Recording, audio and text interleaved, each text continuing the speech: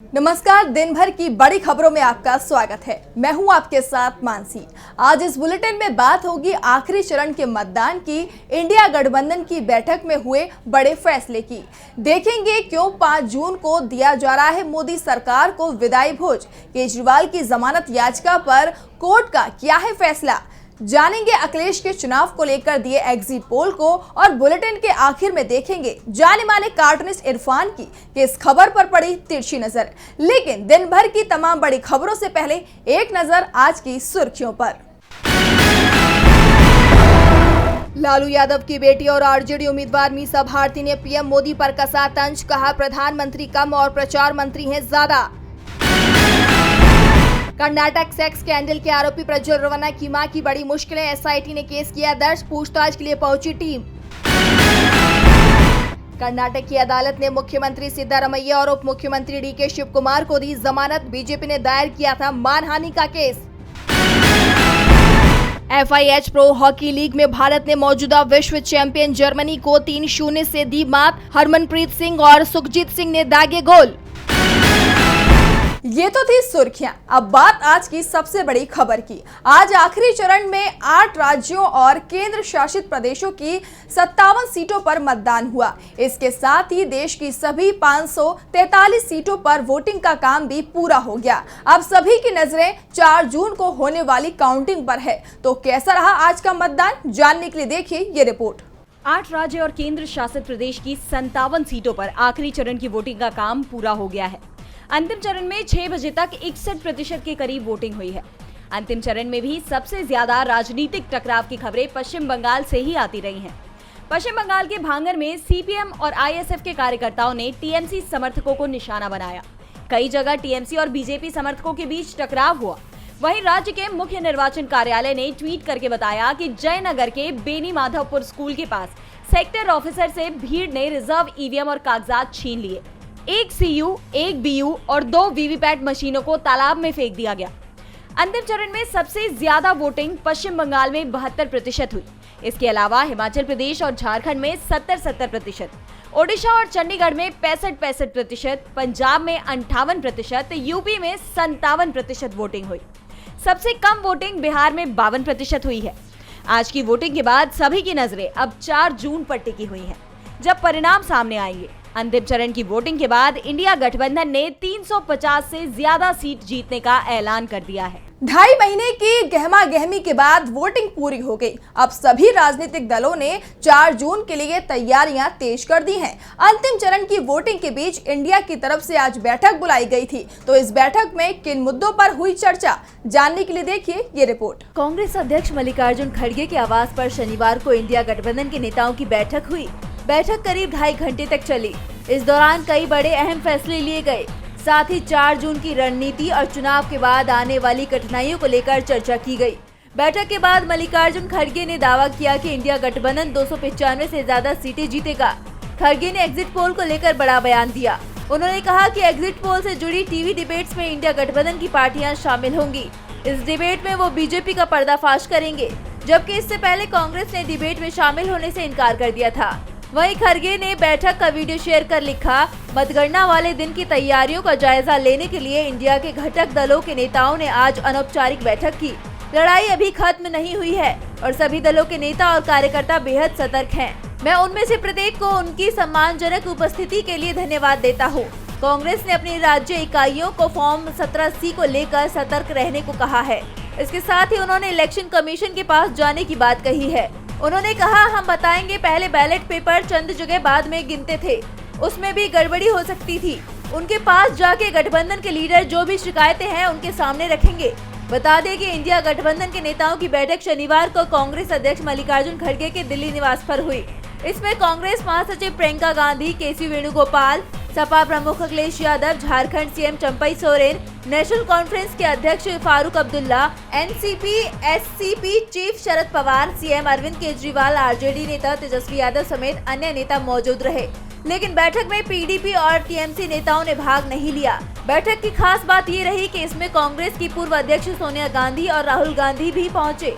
एक तरफ विपक्ष पूरी तरह से तैयार है तो दूसरी तरफ बीजेपी मुश्किल में दिख रही है। इस बीच ही राष्ट्रपति द्रौपदी मुर्मू ने मोदी सरकार को विदाई देने की तैयारी कर ली है।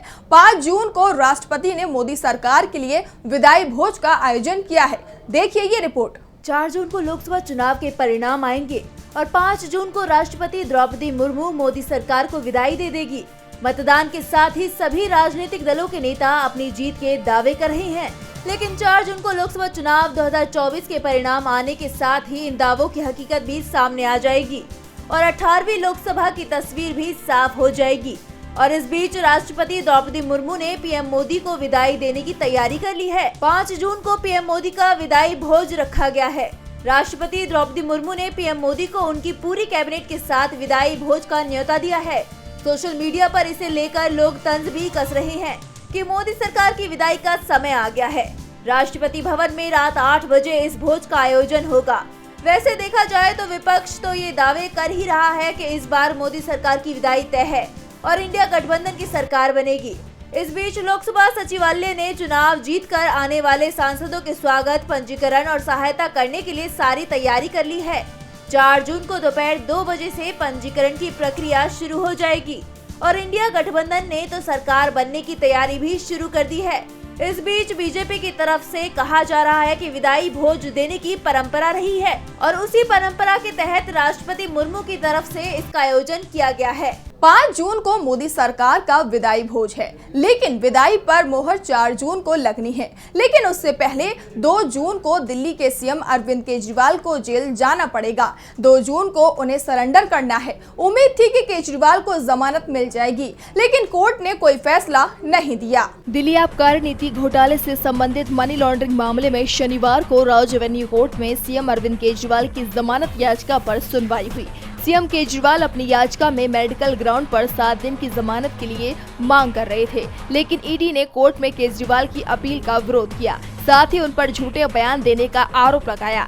ईडी ने स्पेशल जज कावेरी बवेजा की बेंच में दलील रखते हुए दावा किया कि केजरीवाल ने तथ्यों को दबाया है। कोर्ट में सॉलिसिटर जनरल ने दलील दी कि जब केजरीवाल यात्रा कर रहे थे तब उन्होंने टेस्ट क्यों नहीं करवाए। ईडी ने जमानत का विरोध करते हुए कहा कि ये कोर्ट सुप्रीम कोर्ट के आदेश को बदल नहीं सकती है। वो अंतरिम जमानत पर हैं क्योंकि सुप्रीम कोर्ट ने उन्हें जमानत दी है। जिसके जवाब में अरविंद केजरीवाल के वकील ने कोर्ट में कहा कि अंतरिम जमानत पार्टी के लिए प्रचार करने के मकसद से दी गई थी, क्योंकि आम आदमी पार्टी एक राष्ट्रीय पार्टी है।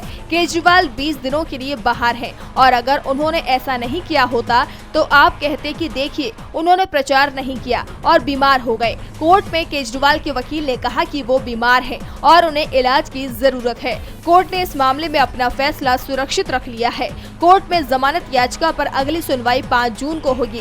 केजरीवाल ने कहा कि कल 3 बजे वो सरेंडर करेंगे, दिल्ली के काम नहीं रुकने देंगे, जेल के अंदर से ही सरकार चलाएंगे। केजरीवाल को 21 मार्च को अरेस्ट किया गया था। सुप्रीम कोर्ट ने 10 मई को उन्हें अंतरिम जमानत दी थी, जो 1 जून को खत्म हो गई है। बता दें कि केजरीवाल ने 31 मई को प्रेस कॉन्फ्रेंस कर 2 जून को सरेंडर करने की बात कही थी। केजरीवाल 2 जून को फिर से जेल चले जाएंगे और जेल में कितने दिन रहेंगे ये बहुत कुछ 4 जून के चुनाव परिणाम के बाद ही तय हो पाएगा।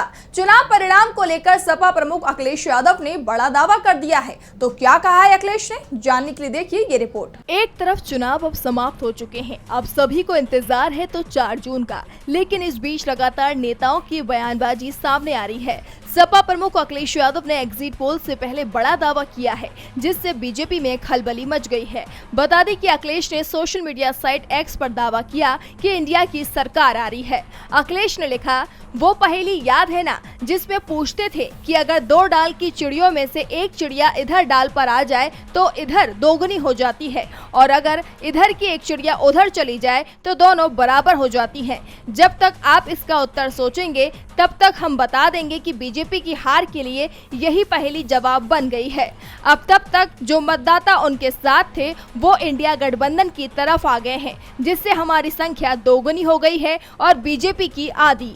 यही है सच्चा एग्जिट पोल। इंडिया गठबंधन की सरकार आ रही है। आपको बता दें कि अखिलेश यादव ने मतदान से पहले भी बीजेपी सरकार पर हमला करते हुए अपने कार्यकर्ताओं से कहा था कि आप सब वोटिंग के दौरान भी और वोटिंग के बाद के दिनों में भी मतदान खत्म होने और जीत का सर्टिफिकेट मिलने तक पूरी तरह से सचेत और सावधान रहिएगा और किसी भी प्रकार के भाजपाई बहकावे में न आइएगा। पूरा इंडिया गठबंधन आत्मविश्वास में दिखाई दे रहा है। जीत की उम्मीद है और ये उम्मीद देश के किसानों को भी लग रही है, इसीलिए वो अपनी फसल बेचने का इंतजार कर रहे हैं। अगर इंडिया गठबंधन की सरकार सत्ता में आती है तो किसानों को फसल की ज्यादा कीमत मिल सकती है। किसान इस बार के चुनाव में मुख्य मुद्दा बनकर सामने आए हैं। चुनाव तो हो गया, लेकिन किसानों के मुद्दे अभी भी उलझे हुए हैं।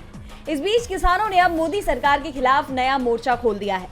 सरकार हर साल किसानों से एमएसपी पर गेहूं की खरीदारी करती है, लेकिन इस बार किसान अपनी उपज मोदी सरकार को बेचने के लिए तैयार नहीं दिख रहे हैं।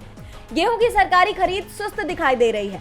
बहुत कम किसान ही एमएसपी पर गेहूं बेचने आ रहे हैं। एफसीआई के आंकड़ों के मुताबिक 37,02,410 किसानों ने एमएसपी पर गेहूं बेचने के लिए रजिस्ट्रेशन करवाया था, लेकिन उनमें से अब तक सिर्फ 20,89,498 किसानों ने ही सरकार को गेहूं बेचा है। ऐसे में माना जा रहा है कि किसानों को अब मोदी सरकार से कोई उम्मीद नहीं है। वो नई सरकार के गठन का इंतजार कर रहे हैं। उन्हें भरोसा है कि 4 जून को सरकार बदलने वाली है और नई सरकार उनके मुद्दों को सुनेगी, उनके हित के लिए काम करेगी। किसान नेता पहले ही बीजेपी को हराने का ऐलान कर चुके हैं। बीजेपी को चुनाव के बीच जगह जगह किसानों के आक्रोश का सामना करना पड़ा।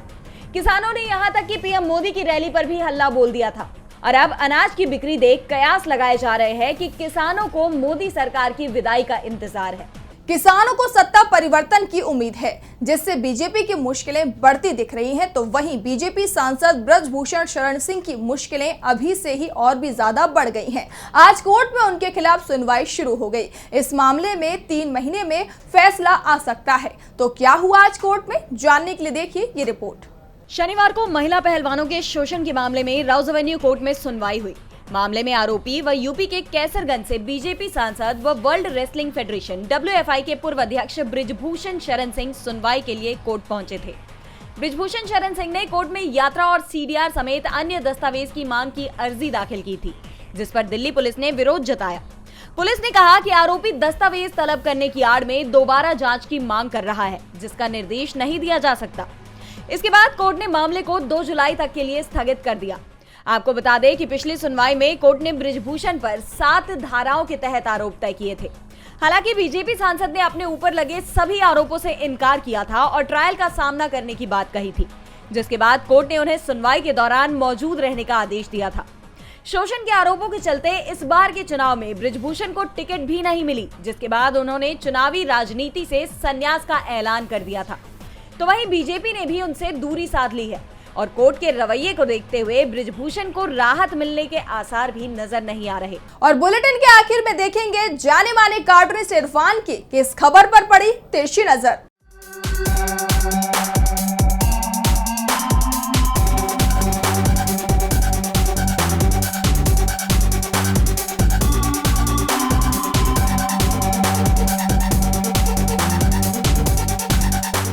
आज 2024 लोकसभा चुनाव के आखिरी दौर का दिन था। आज विश्वगुरु के नफरत की दुकान भी बंद हो गई है, जिस पर 4 जून को परमानेंट ताला लगने का भी अंदेशा है।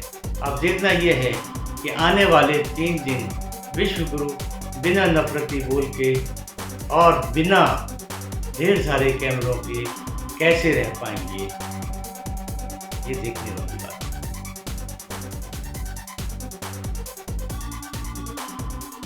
बहुत बहुत शुक्रिया इरफान जी। तो आज इस बुलेटिन में इतना ही। आप देखते रहिए DB लाइव। नमस्कार।